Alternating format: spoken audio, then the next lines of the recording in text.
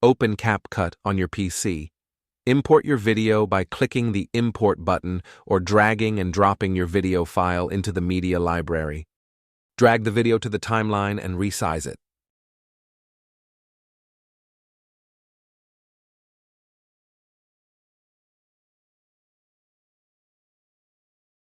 Go to the Text tab in the top menu.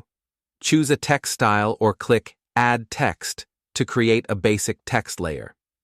Type your desired text in the text box. Adjust the font, size, and style of the text using the options on the right side of the screen.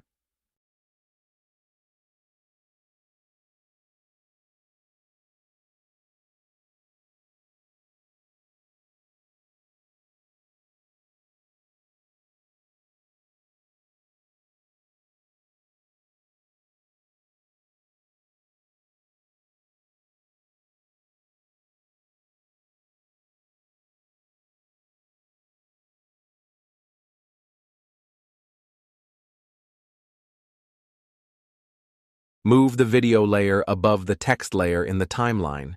Adjust the size and position of the text to fit over the video. Then navigate to Video Basic tab and set Blend Mode to multiply.